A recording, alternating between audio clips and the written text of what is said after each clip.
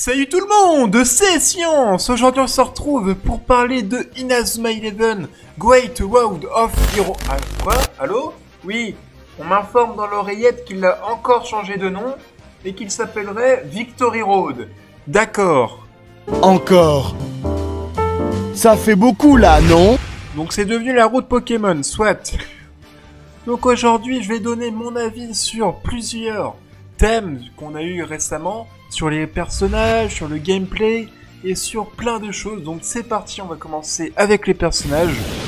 Donc le personnage principal qui s'appelle alors perso principal Inazuma Eleven Victory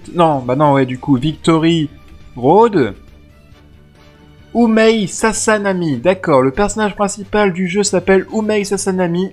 Ne pouvant pas jouer au foot à la suite... Bon, bref, on s'en fout. On va pas lire sa bio Twitter non plus. Donc, son chara design, personnellement...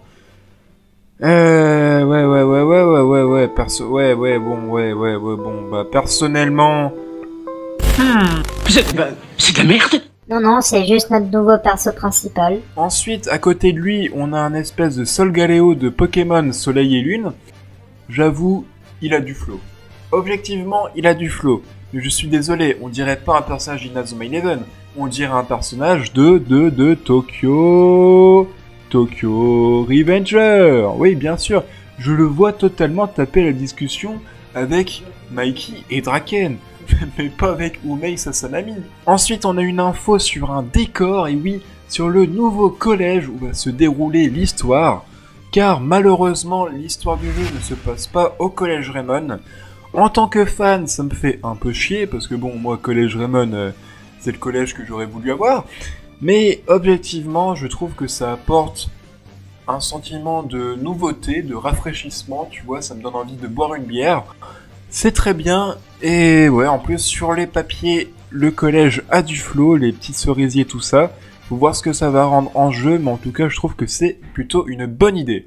Donc concernant le gameplay, alors le gameplay on peut pas vraiment encore le critiquer car on a encore jamais eu de vidéo où t'as un mec qui est en train de jouer, mais concernant les images qu'on a eues, je vous avoue je suis pas fan, hein. Genre le truc 3D, les bonhommes et je sais pas quoi, les ombres, bien comparé à un Ghost Striker 2013, où là tout est bien, ouais là tu vois, genre les modèles 3D sont bien, les ombres ou je sais pas quoi. Mais là, bon, c'est en tout petit, je vais essayer de zoomer au montage, mais je vous avoue que je suis pas fan, hein. Puis aussi, il y a un truc que j'aime pas trop dans cet aspect, dans la direction artistique, c'est que les corps sont tout petits et la tête est énorme. Alors que là, on a un corps un peu plus réaliste, tu vois, genre, c'est un peu plus bien proportionné, tu vois. Enfin bon, après, c'est pas vraiment le corps d'un vrai... Bon, bref, tu m'as compris, on n'est pas dans un cours d'anatomie non plus, mais voilà, quoi. Donc aussi, concernant le gameplay, première douille, c'est qu'il y a deux types de contrôle. La première, c'est avec la main ou un stylet avec l'écran tactile de la Nintendo Switch. Et la deuxième, c'est la manette. Alors bien sûr, pour les joueurs PS4, ne vous inquiétez pas, vous pourrez jouer tactilement en faisant des traits sur votre télé. Non, c'est faux, les joueurs PS4 se font niquer. Donc il y aura des joueurs qui vont être avantagés, car oui, jouer avec l'écran tactile, c'est beaucoup plus facile car tu peux dire à tes joueurs de monter, de descendre, tu peux vraiment construire une action. Et du coup, le problème, c'est que, vous savez, le jeu, on l'attend. Et si on l'attend, c'est qu'il y a quand même une raison. Et une des raisons qui est quand même énorme, c'est le mode en ligne. Qui dit mode en ligne, dit aussi organisation de tournois, des events et tout ça. Donc s'il y aura des joueurs qui vont être avantagés, c'est pas fou niveau e-sport. Donc bien sûr, Akihiro Ino a dit... Nous réfléchissons à des ajustements afin de s'assurer que les matchs restent équilibrés. Car oui, parce que bon, si les joueurs PS4 se font un peu niquer...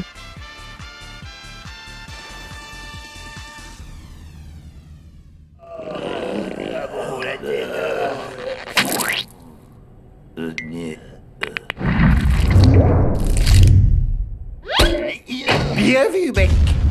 Donc on apprend toujours sur l'histoire qu'il n'y aura aucun lien avec les anciens personnages, donc on peut penser qu'il n'y aura pas les anciens personnages dans ce mode histoire. C'est assez dommage quand on nous avait teasé un truc incroyable, genre où t'avais tous les personnages dans le même jeu. Et enfin, concernant le dernier ajout qui nous a été présenté, le mode Chronicle. C'est un mode qui va réunir les personnages des précédents jeux. Bon, en vrai de vrai, je suis content qu'ils ont toujours mis l'option d'avoir les anciens personnages. Et puis bon, même les anciens personnages, alors qu'il y a des personnages qui n'ont même pas eu leur propre jeu vidéo, Arès et Orion. En vrai, je suis toujours content qu'il y ait cette possibilité, même si je trouve que ça a été mis au second plan, quoi. Alors que Great World of Heroes nous promettait un jeu avec tous les personnages, là on a juste un mode secondaire, quoi. C'est assez dommage. De plus, ce qui me fait un peu flipper, c'est la présence de mises à jour. Alors, si les mises à jour sont gratuites, c'est bien, parce que je veux dire, à l'heure actuelle, il n'y a que 50 personnages qui ont été officialisés. Ce qui est un petit peu illusoire et ridicule comparé à Ghost Recon 2013. Donc je disais, les mises à jour, si elles sont gratuites, c'est très bien.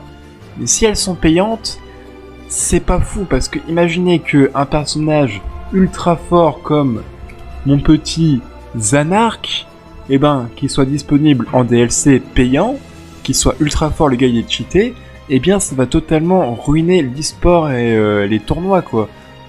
Non, parce que s'il y a déjà des joueurs qui sont avantagés par la manière de comment ils jouent, et si en plus c'est un jeu un peu pay to win où tu payes pour avoir des bons persos, je trouve ça pas fou. Après, ce que j'aime beaucoup, c'est le nombre de personnages qui vont être recrutés et d'équipes grandira à mesure que vous accomplirez des objectifs dans le jeu. Ça, c'est assez cool, et je crois aussi que le recrutement a été rendu plus difficile. Je pense savoir pourquoi, c'est histoire qu'on joue un peu les nouveaux persos.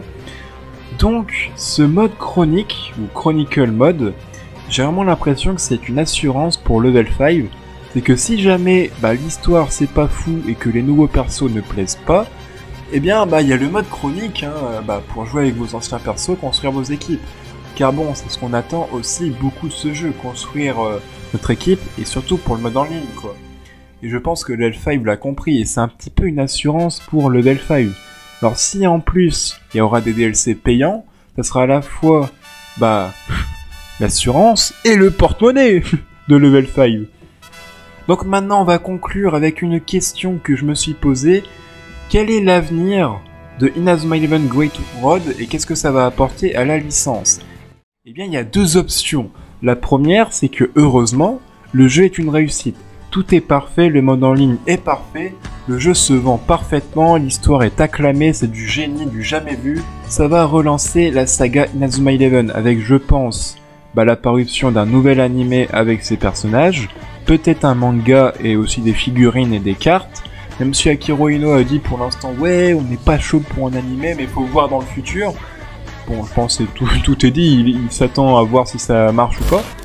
Et à contrario, si le jeu ne marche pas et que ça fait un gros bide, ça va être très très chaud pour la saga Inazuma Eleven, car elle est plus dans sa gloire d'antan, là.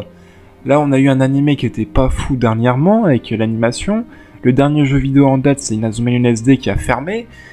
Je veux dire, c'est pas dingue. Alors si en plus, le nouveau jeu qu'on attend depuis 6 ans, c'est de la merde, alors c'est dans le cas extrême, hein, c'est de la merde, tout le monde dit que c'est de la merde sur YouTube, il y a des gros coups de gueule et tout ça, je pense que ça va signer la fin de Inazuma Eleven. Et c'est à mon avis aussi pour ça que le jeu est autant retardé, parce que bon, Akira Ino dit que ouais, on veut faire un meilleur jeu pour les fans, mais je pense qu'il y a aussi pas mal de pression, qui veulent faire aussi leur meilleur jeu, aussi pour eux. Donc voilà, c'était Science, j'espère que ça vous a plu et que le montage était assez bien. Je me suis assez dépêché parce que moi je suis un gros rat, j'essaye de surfer sur la hype du jeu parce qu'en vrai je m'en bats les couilles du jeu. Donc voilà, à plus les rats. C'est toi qui as tabassé ma clique. Non, on dirait bien que j'en ai oublié un.